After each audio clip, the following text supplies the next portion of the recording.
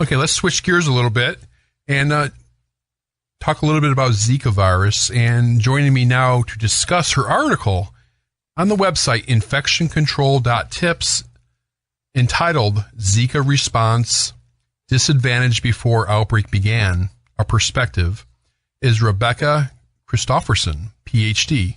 Dr. Christofferson is an assistant professor with the Department of Pathobiological Sciences at the School of Veterinary Medicine at LSU. Dr. Christofferson, welcome to the show, ma'am. Thank you so much.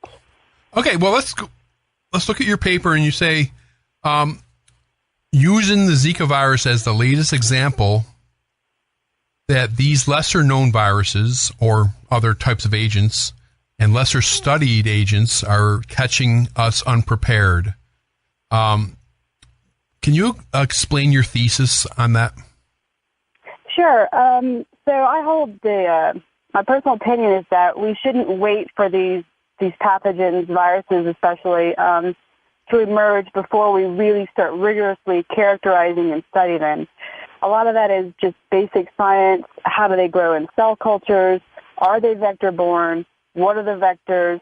What are the reservoirs? Do they have a zoonotic cycle, meaning is there an animal involved in transmission? A lot of these things for Zika and before that chikungunya, which is another virus I study, right. We weren't 100% sure. So when they emerged, not just this past year or three, but when they emerged, chikungunya emerged again in 2005 and caused a lot of transmission in the Indian Ocean area, and then Zika, of course, beginning in 2007 in Micronesia and then making its way towards Brazil. We really just were caught unawares. We didn't really know how to get in front of it because we were playing catch-up. Yeah. And I'm sorry, go ahead. Right. No. Oh, and clearly in your piece, you even mentioned about the total lack of research. You write that there was about 1,400 publications when you put in the search term Zika, and over 1,000 of them were just in the past year. So for all these years, not a lot of people have been working on Zika. Right. So about a year ago, I wrote a review. And in that review, I did a PubMed search, and it was actually fairly easy to cover all the literature. If I were to try to do that now, it would be very labor-intensive. Right. Because, I mean, the scientific community, the medical community, the public health community, they have done a great job responding. The amount of time and people effort and just resources that have gone into quickly characterizing this virus has been just phenomenal. Oh, never seen anything like it. Never seen anything like it. Yeah. It's great. But wouldn't it be nice if we didn't have to do that? If we could have had an idea that microcephaly, for example, was gonna pop up, or even the association with Guillain-Barré or other neurological manifestations. Because what this does is it helps respond. It helps people understand, clinicians especially, if you see a case of Guillain-Barré, well, that'll help, it'll help sort of the differential diagnosis if we have these sort of characteristics before this intense transmission is already occurring. And there's a lot of other pathogenic microorganisms out there that would fall into the same category as Zika 18 months ago. Yeah. Right. So Mayara right now in South America every now and then raises its ugly head. It's a relative of chikungunya. Ross River virus is something that's commonly circulating in Australia. It's another alpha virus. Right. But like Zika and Chick before it, it doesn't take with all the connectivity of the world this day and age, there's no telling what'll get over here. Yeah. Now, in your article, you mentioned that Zika is a neglected tropical disease. And you point out that this was, and many diseases are considered tool deficient. When you say disease is tool deficient, what does that mean? So the CDC has that term coined on their website, and what it indicates is that if you're tool ready, then we can respond in a relatively efficient manner. We have the diagnostic capabilities to say, yes, it's this pathogen, and no, it's not. And then we have either palliative care recommendations or algorithms for treatment and control of transmission, or in case of bacterial or agents where there's vaccines available, deployment of those therapeutics. So that would be a tool-ready category. A tool-deficient category is any one or all of those parts, either the preparedness for identification, which would be diagnostics, or for treatment and deployment of therapeutics. Any step of that is going to be flummoxed by just unpreparedness. So Zika is considered a neglected tropical disease. There are many of them, mostly categorized as pathogens that affect mostly poverty-stricken areas and regions. Dengue, for one, malaria, of course, chikungunya, Zika, Ebola, Lassa. Right. Yeah, the list goes on and on. Right. Yeah. Now, as we mentioned, there's a ton of research on Zika now, and you mentioned microcephaly, but you think that what we've learned today is probably only the tip of the iceberg. Are you expecting a lot more stuff to come out on Zika? So I don't know about a lot more stuff, but it continues to surprise us. So first it was microcephaly, and then it was Guillain-Barré, and then it was this, neurotropism and associated encephalitis type sequelae. But then we were seeing, not a few weeks ago, there was something about, the microcephaly, you can have ocular deformations in children born to Zika that don't have microcephaly. But then there's something else. Microcephaly may not show up till 11 months after birth.